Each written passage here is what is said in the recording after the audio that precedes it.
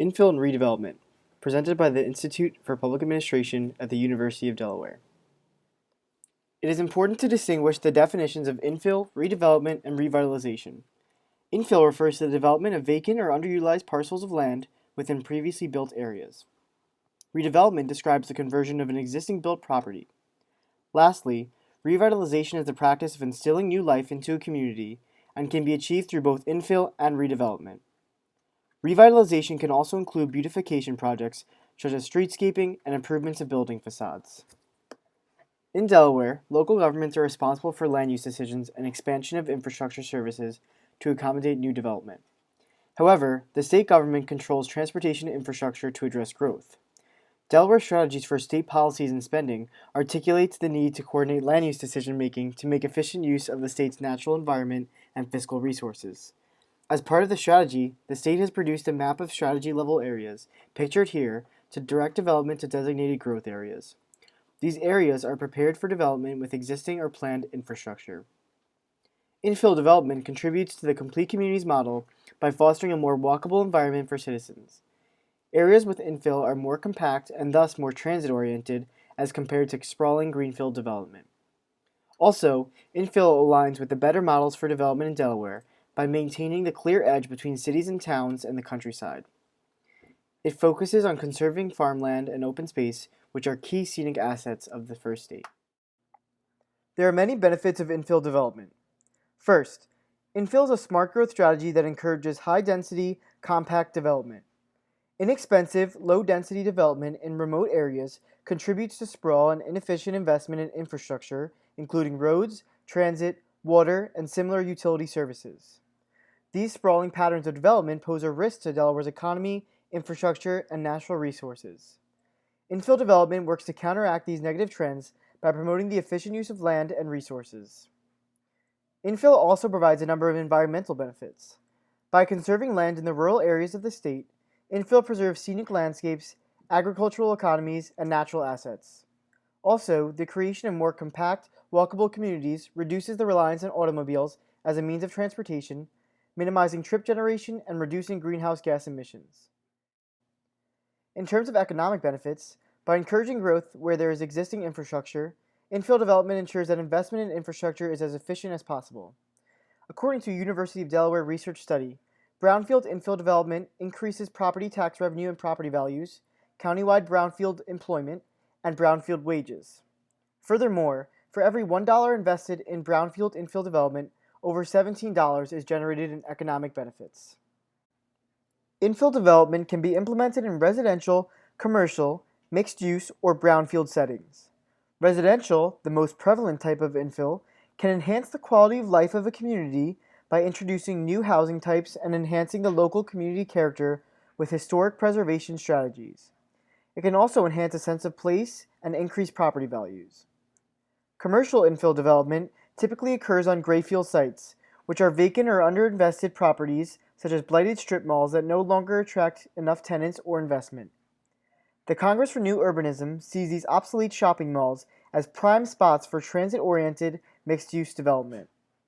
This type of mixed-use development can offer diversity and interdependent land uses that may reduce automobile travel when compared to a single-use greenfield site. Brownfield infill development occurs on former industrial sites that have been contaminated by some hazardous substance through its former use. Examples of such sites include former warehouses, gas stations, landfills, manufacturing plants, and factories. Remediation of these sites protects the health and safety of the environment and public. There are some barriers that Delaware's local government should be aware of regarding infill development. First, brownfield infill development tends to be more costly due to liability issues and remediation expenses.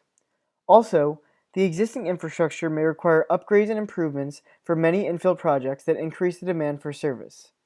Vacant or deteriorated buildings are often perceived to be unsafe locations for businesses. For some infill projects, especially mixed-use sites, traditional and inflexible zoning codes may prevent development due to density and building height limits. Parking regulations can also limit or prevent infill development if they require a certain amount of spaces per square footage of development. Lastly, the cost of infill development can be high. Construction costs tend to be increased because many of the sites require rehabilitation or brownfield remediation. This also leads to a more time-consuming approval process. This can prevent developers, unable or unwilling to take financial risks and wanting to become operational more quickly, to develop on infill sites. Despite the barriers previously mentioned, there are many incentives to attract infill developers. First, there is an increasing demand for such development. Demographic shifts in the housing market reveal that both aging baby boomers and millennials desire the connectivity and walkability that communities with infill development can provide. Infill development can be extremely profitable for developers in both the short term and long term. Since infrastructure already exists in an area, infill developers can often avoid paying impact fees or incur additional costs for new infrastructure. Also, with transit-oriented development, developers can save money on capital costs for parking.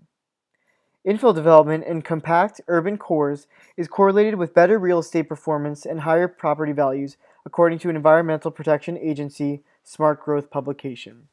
Thus, despite the higher capital costs for infill projects, developers can charge higher rent prices to earn a profit in these valuable locations.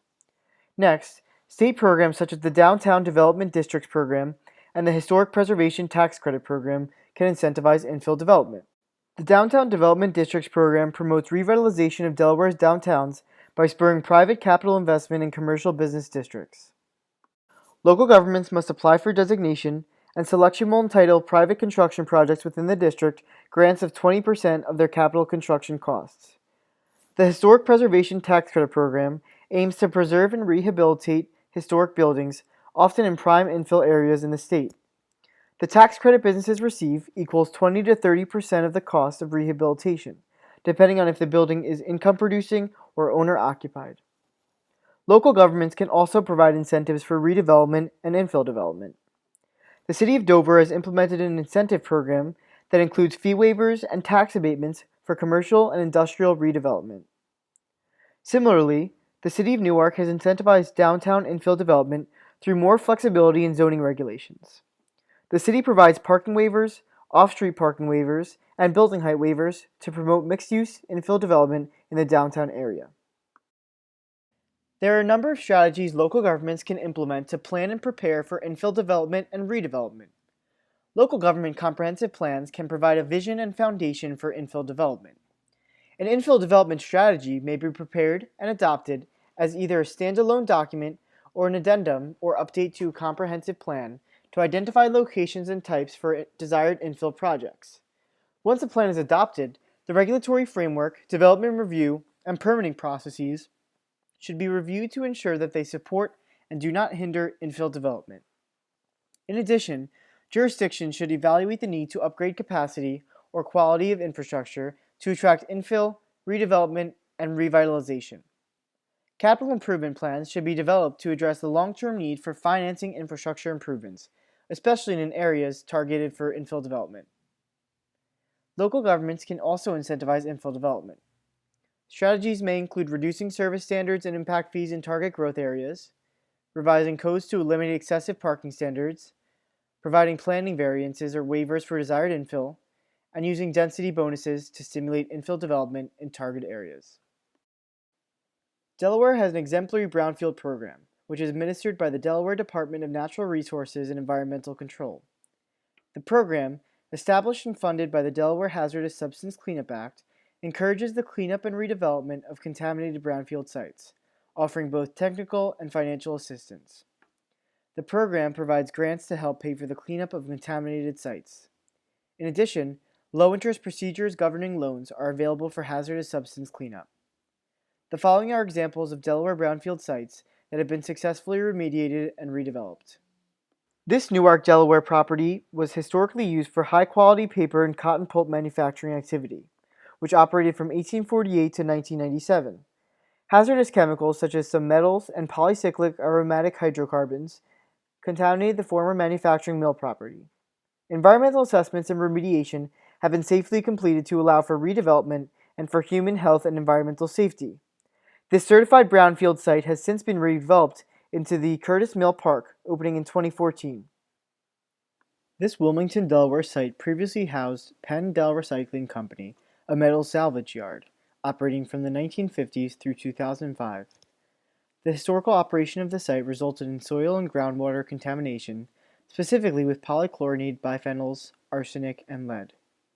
The site has since been remediated and is currently developed for retail operations. This former 4,000-foot-long railroad in the town of Milton, Delaware, has been redeveloped as a public access walking and biking trail.